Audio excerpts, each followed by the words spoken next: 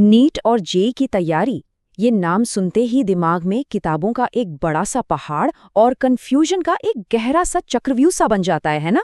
अगर ऐसा है तो समझिए आज इस चक्रव्यूह को तोड़ने का दिन आ गया है।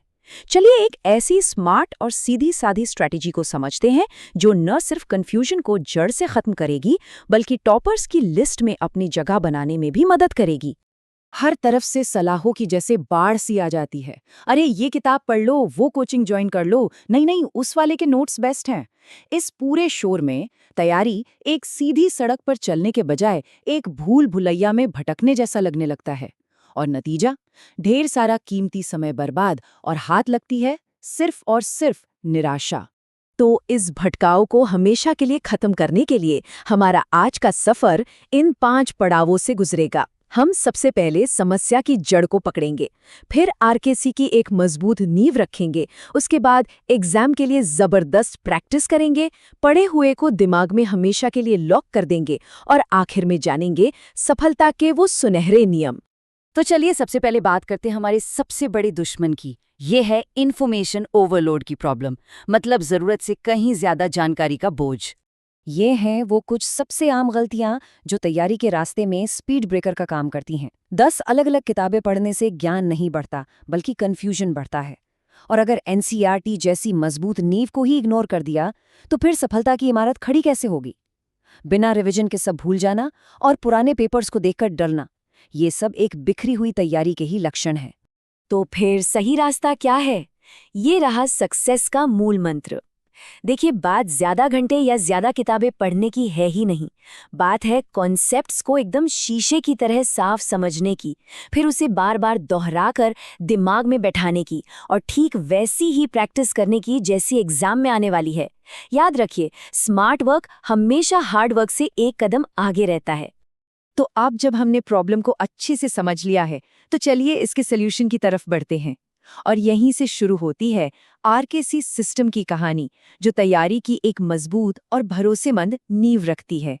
ये हैं आरकेसी मेथड के 3 सबसे मजबूत स्तंभ। सबसे पहला और जरूरी, एनसीईआरटी पर पूरी की पूरी पकड़। दूसरा, पिछले सालों के सवालों का सिर्फ सॉल्व नहीं बल्कि गहरा एनालिसिस। और तीसरा, सिर्फ चुनी हुई किताबों से एडवांस्ड प्रैक्टिस। ये 3 कदम मिलकर एक ऐसा रास्ता बनाते हैं जो सीधा मंजिल तक जाता है, बिना किसी भटकाव के। एक बात को तो गांठ बांध लेना है, एनसीईआरटी सिर्फ एक किताब नहीं है, ये आपकी तैयारी का लॉन्च पैड है। चाहे नीट हो या जेईई, ज्यादातर सवाल सीधे सीधे यहीं से उठकर आते हैं। इसलिए अपनी तैयारी का लगभग आधा समय, मतलब 40 से 50% टाइम, सिर्फ और सिर्फ एनसीईआरटी को पूरी तरह से घोलकर पी जाने में लगाना है। और एनसीईआरटी में महारत हासिल करने का ये रहा एक अचूक तरीका। पहली बार में हर कॉन्सेप्ट को आराम से समझिए और जो भी जरूरी पॉइंट्स लगें उन्हें हाईलाइट करते चलिए। दूसरी रीडिंग में किताब में दिया गया एक एक सवाल, एक एक उदाहरण खुद से सॉल्व कीजिए।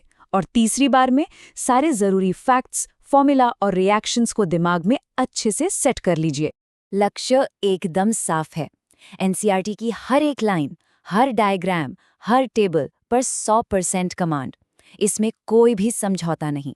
जब ये हो जाएगा तो समझिए आधी से ज्यादा जंग तो वहीं जीत ली गई है। चलिए, अब जब हमारी नींव एकदम मजबूत हो चुकी है तो उस पर प्रैक्टिस की इमारत खड़ी करने का टाइम आ गया है। अब हम सीखेंगे कि इस ज्ञान को एग्जाम में नंबर्स में कैसे बदलना है। पिछले सालों के पेपर्स यानी PYQs, ये सिर्फ सवाल नहीं है, ये तो खजाने का नक्शा है। ये आपको बताते हैं कि एग्जाम का पैटर्न क्या है, कौन से टॉपिक्स एग्जामिनर के फेवरेट हैं, और सबसे जरूरी बात, ये आपकी कमजोरियों का आईना दिखाते हैं। ये सिर्फ प्रैक्टिस नहीं है, ये एक तरह की जासूसी है जो एग्जाम के सारे राज खोल देती है। और जब PYQs से अपनी कमजोरियां पता चल जाएं, तब आती है एडवांस किताबों की बारी।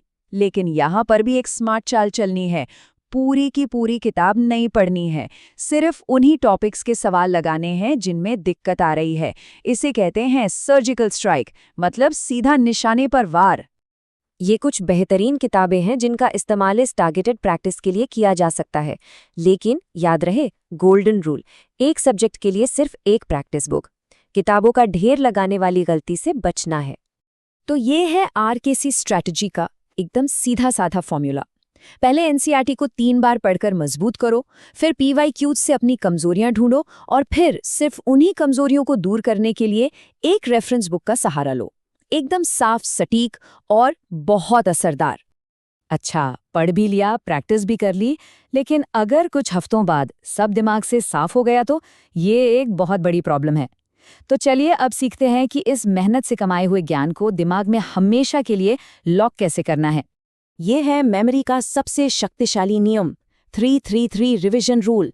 कोई भी नया टॉपिक पढ़ने के 3 दिन बाद उसे पहली बार रिवाइज करें, फिर ठीक 3 हफ्ते बाद दूसरी बार और फिर 3 महीने बाद तीसरी बार। ये तरीका पूरी तरह से साइंटिफिक है और जानकारी को शॉर्ट टर्म मेमोरी से लॉन्ग टर्म मेमोरी में परमानेंटली शिफ्ट कर देता है।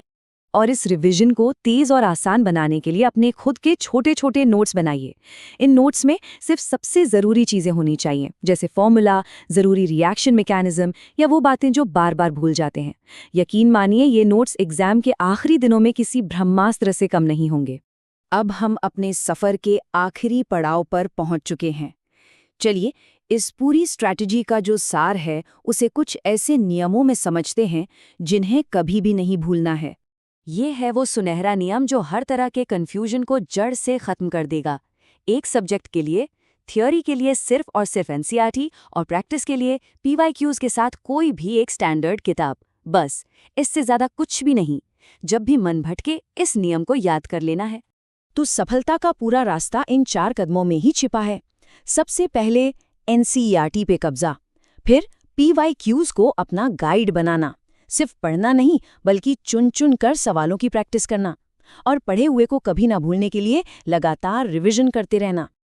अब जरा सोचिए, जब तैयारी में कोई कंफ्यूजन ना हो, रास्ता एकदम साफ हो और हर कदम पर कॉन्फिडेंस बढ़ रहा हो, तो मंजिल भला कितनी दूर रह जाएगी।